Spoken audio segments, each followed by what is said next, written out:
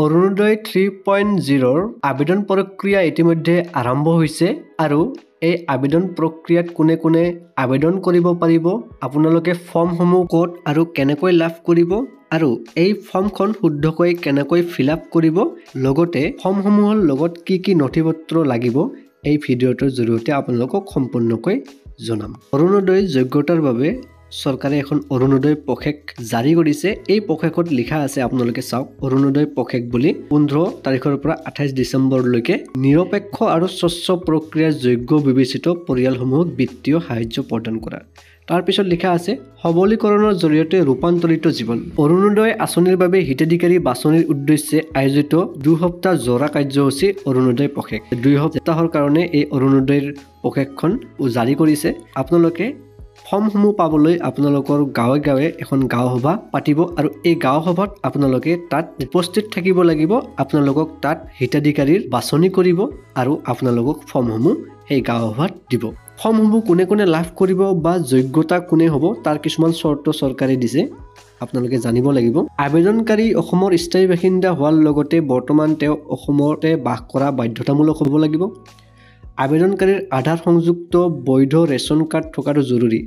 আপোনালোকৰ আধাৰ কাৰ্ডৰ লগত ৰেচন কাৰ্ড লিংক হৈ থাকিব লাগিব আৰু এখন ৰেচন কাৰ্ডত এগৰাকী অৰুণোদয়হে এপ্লাই কৰিব পাৰিব। তাৰ পিছতে দিয়া আছে যে কোনে কোনে আবেদন কৰিব পাৰিব। প্ৰথমটো দিয়া আছে চৰ্ত যে বিধৱা, অবিবাহিত, 45 বছৰ বয়সৰ ঊৰ্ধ্বৰ, বিবাহ বিচ্ছেদিত আৰু অকলশৰীয়া মহিলা। তৃতীয় লিংগ যদি আছে, লিংগ নিৰ্বিশেষে দিব্যাংগ ব্যক্তি, চৰকাৰী পঞ্জীয়নভুক্ত বৃদ্ধাশ্ৰমত থকা মহিলা তথা বৃদ্ধা ৰোগীয়া মহিলা, পৰিয়ালৰ উপাৰ্জনক্ষম ব্যক্তিগৰাকী বৃদ্ধ, 60 বছৰ বয়সৰ ঊৰ্ধ্বৰ অথবা দিব্যাংগ হ'লে তেনে ঘৰৰ মহিলা, HIV, thalassaemia, haemophilia, cerebral palsy, কুষ্ঠ, অটিজম স্পেক্ট্ৰাম বিকাৰত আক্ৰান্ত ৰোগী থকা পৰিয়ালৰ মহিলা, আশ্ৰয়হীন পৰিয়ালৰ ভিখাৰী জীৱন নিৰ্বাহ কৰা মহিলা, লগতে অন্তদয়া অন্ন যোজনাৰ মহিলা হিতাধিকাৰী আৰু যাৰ মুঠ বাৰ্ষিক উপাৰ্জন 2 লাখতকৈ কম হোৱা পৰিয়ালৰ মহিলাও এই আঁচনিত অন্তৰ্ভুক্ত হ'ব বুলি চৰকাৰে বিবেচিত কৰিছে। আৰু কোনে কোনে আবেদন কৰিব নোৱাৰিব আপোনালোকে ইয়াতে পঢ়ি চাব। বাকী আপোনালোকে গাঁও সভাসমূহত উপস্থিত থাকি আপোনালোকে ফৰ্মসমূহ ল'ব পাৰিব। গাঁও সভাত উপস্থিত থাকিলেহে ফৰ্মসমূহ আপোনালোকে ল'ব পাৰিব। সেয়েহে আপোনালোকে যাতে গাঁও সভাসমূহত উপস্থিত থাকে আৰু ফৰ্মসমূহ কালেক্ট কৰে। আৰু ফৰ্ম লোৱাৰ পিছত আপোনালোকে ফৰ্মসমূহ সম্পূৰ্ণ শুদ্ধকৈ ফিল আপ কৰিব।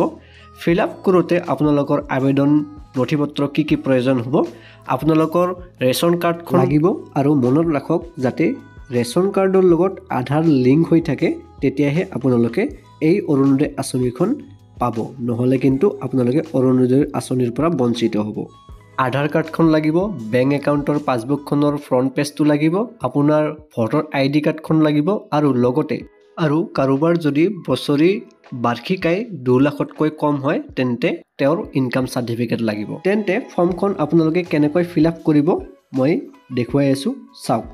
ফৰ্মখনৰ প্ৰথম পেজখনত এনেকুৱা থাকিব লিখা এপ্লিকেশ্যন ফৰ্ম অৰুণোদয় 3.0। আপোনালোকে ইয়াতে দেখিব পাৰিব are you an existing beneficiary under Orunodoi scheme.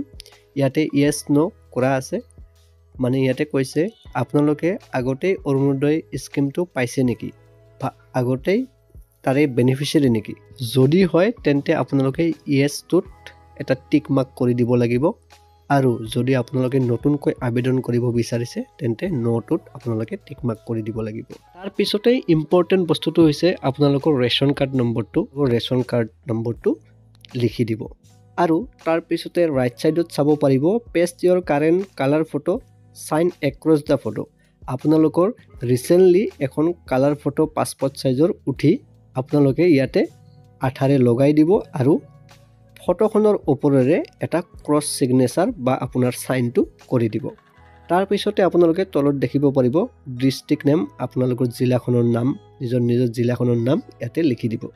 তাৰপিছত আপোনালোকে আপোনালোকৰ LAC বা বিধানসভা সমষ্টিটো কি পৰে আপোনালোকে সেইটো আপোনালোকৰ নিজৰটো লিখি দিব।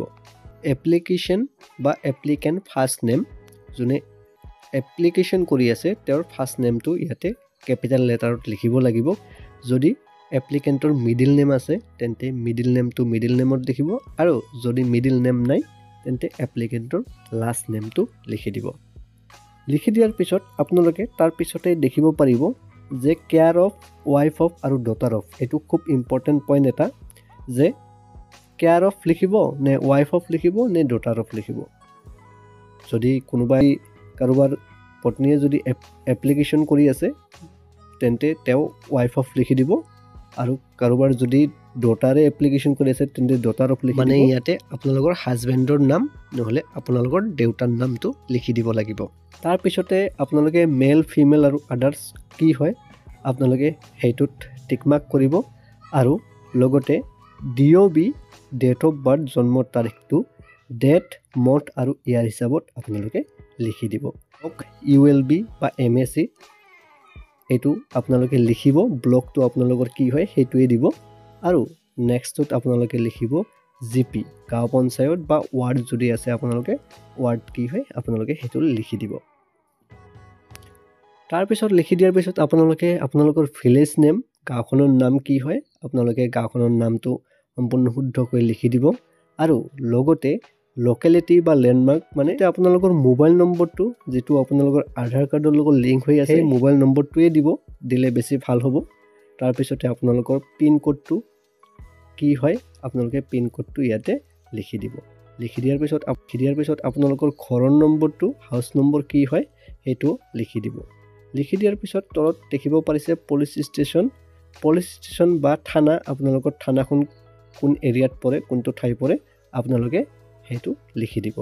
নম্বৰ পইণ্টত খুবেই এটা ইম্পৰ্টেণ্ট পইণ্ট দিয়া আছে, priority household please tick if applicable.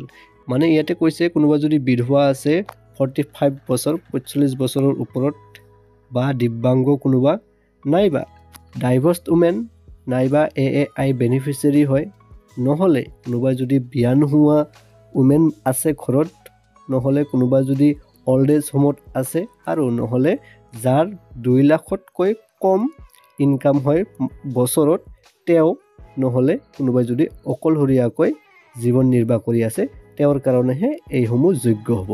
আপুনি কোনটো কেটেগৰীৰ পৰা বিলং কৰে আপোনালোকে এইটোত ঠিকমতে টিকমাৰ্ক কৰি ল'ব, কাৰণ ডিটেইলছ অফ দ্য এপ্লিকেণ্ট যোনে এপ্লাই কৰিব তেওঁৰ বেংক একাউণ্ট ডিটেইলছটো ইয়াতে লিখিব লাগিব।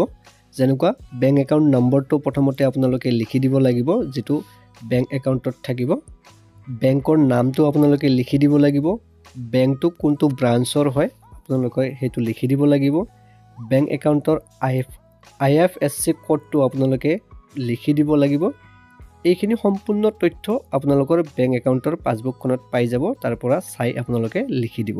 আৰু খুবেই important, bank passbook front page attach, আপোনালোকে বেংক পাছবুকৰ যিটো ফ্ৰণ্ট পেজ থাকিব সেইটো জেৰক্স কৰি ইয়াৰ লগত এটাচ কৰি দিব লাগিব, আৰু ইয়েছটোত টিক মাৰ্ক এটা কৰি দিব লাগিব। কনচেণ্ট এণ্ড চেল্ফ ডিক্লেৰেশ্যন বুলি আপোনালোকে ইয়াতে সন্মতি দিব লাগিব।